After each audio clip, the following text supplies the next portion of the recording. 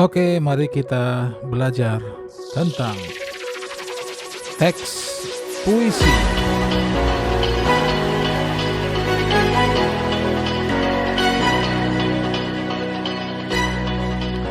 Kompetensi dasar 3.7.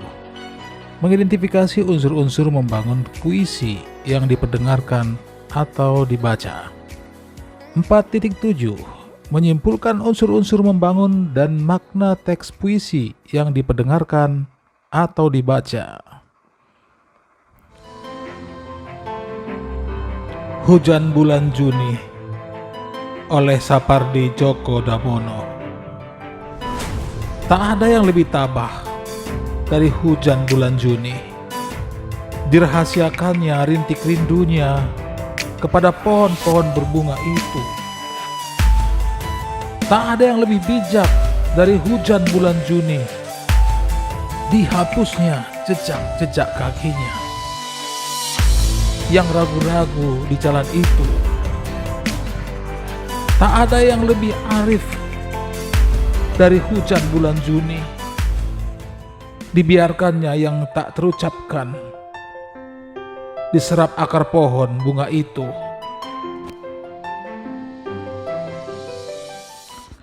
Apa sih yang dimaksud dengan puisi?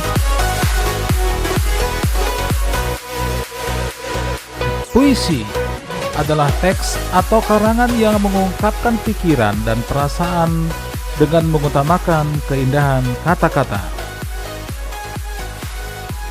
Ya, tadi kita sudah mendengarkan Hujan Bulan Juni, karya Sapardi Djoko Damono. Unsur-unsur pembentuk puisi.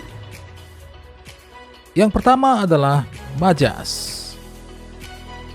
Majas atau figurative language adalah bahasa kias yang dipergunakan untuk menciptakan kesan-kesan tertentu bagi penyimak atau pembacanya.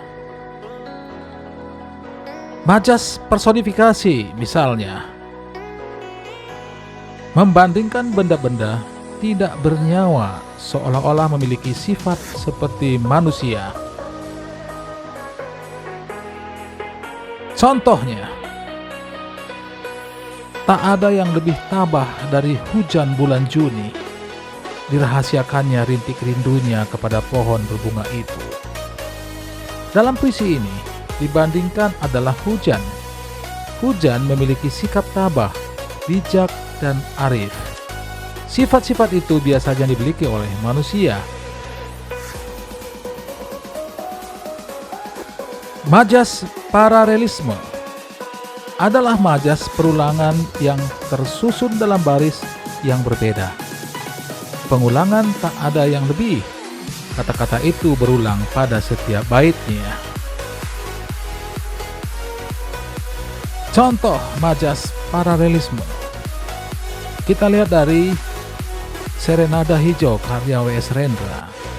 Ku pacu kudaku menujumu, bila bulan, dan seterusnya. Dalam puisi ini, ku pacu kudaku pada barisan pertama diulang kembali pada barisan kedua.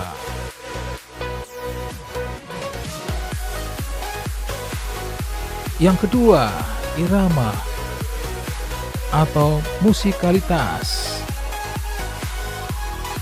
adalah alunan bunyi yang teratur dan berulang-ulang.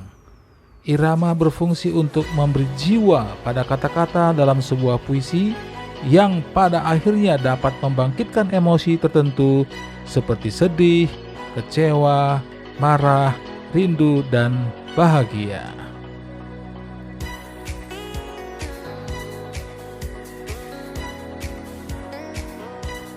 Ketiga, penggunaan kata-kata konotasi.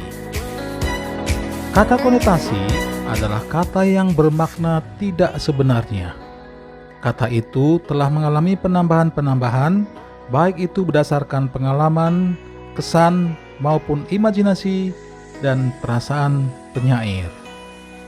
Kata-kata dalam puisi memang banyak menggunakan kata-kata bermakna konotatif. Kata-kata itu merupakan kiasan atau merupakan suatu perbandingan.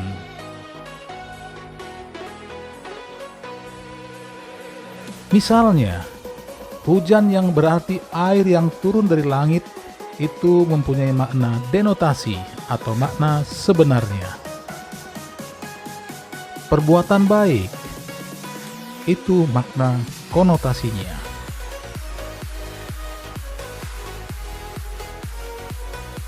Baik, mari kita memaknai puisi sebelumnya. Makna dasar atau makna denotasi dan makna tambahan makna konotasinya. Makna dasarnya hujan, air yang turun dari langit. Makna tambahan perbuatan baik. Rintik, titik percik air. Makna tambahannya adalah sesuatu yang kecil tetapi banyak. Pohon berbunga.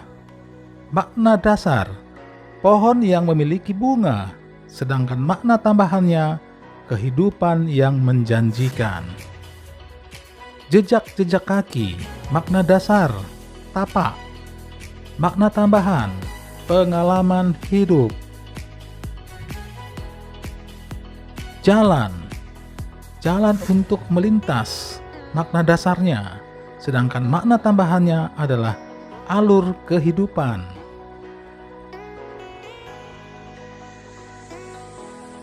Disergap, makna dasarnya masuk ke liang kecil, sedangkan makna tambahan atau konotasinya adalah dimanfaatkan.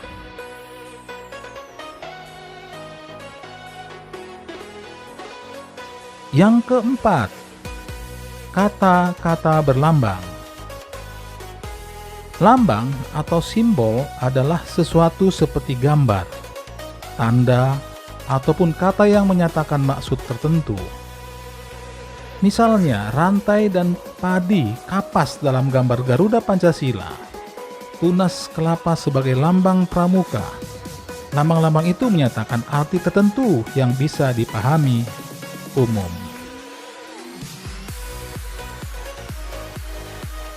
Ada kata lambang hujan dan bunga. Hujan merupakan lambang kebaikan kesuburan, sedangkan bunga bermakna lambang keindahan. Yang kelima, pengimajinasian dalam puisi. Pengimajinasian adalah kata atau susunan kata yang dapat menimbulkan hayalan atau imajinasi.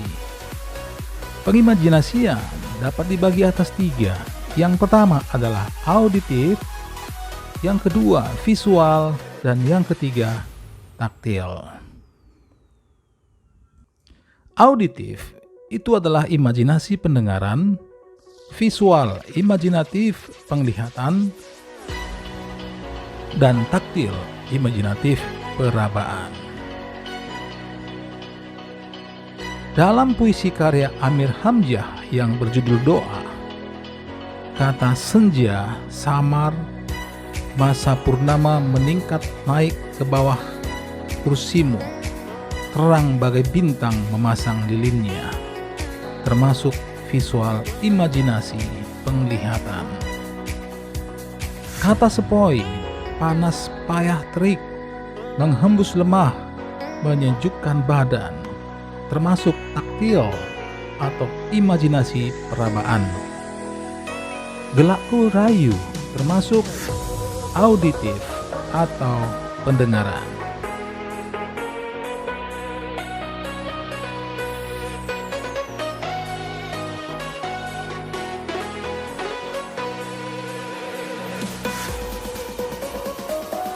Menyimpulkan puisi. Penyimpulan puisi berkaitan dengan pemaknaan puisi dilihat dari segi unsur-unsurnya. Dengan mengenali unsur-unsurnya, kita dapat memahami isi puisi secara mendalam.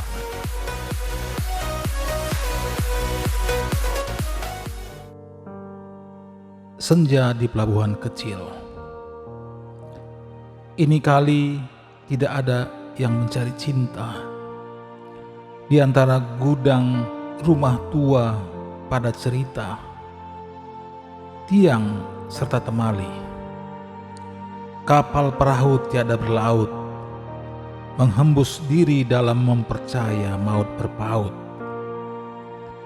Gerimis mempercepat kelam, ada juga kelapak elang, menyinggung muram desir hari lari berenang, menemu bujuk pangkal akanan. Tidak bergerak dan kini tanah, air tidur, hilang berombak. Tiada lagi, aku sendiri, berjalan menyisir semenanjung, masih pengap harap. Sekali tiba di ujung dan sekalian selamat jalan. Dari pantai keempat, sendu penghabisan bisa terdekap. Hairil Anwar, 1946.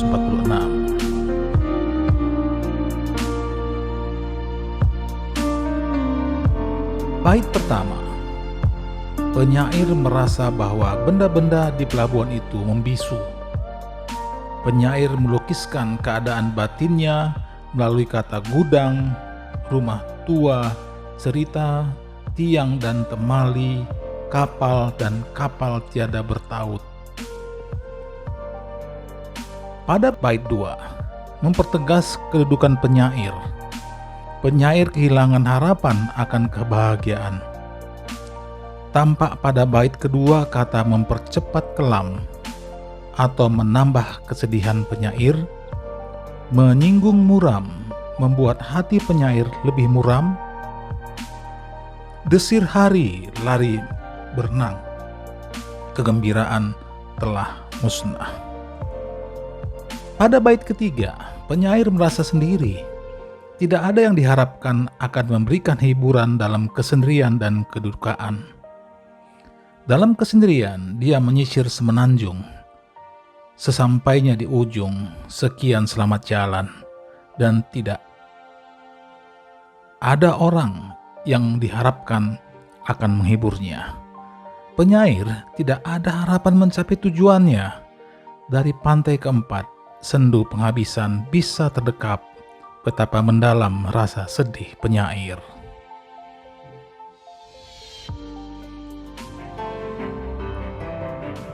Demikian pelajaran kita hari ini anak-anak, dan kita akan lanjutkan dengan jenis-jenis puisi. Demikian, terima kasih. Sampai jumpa.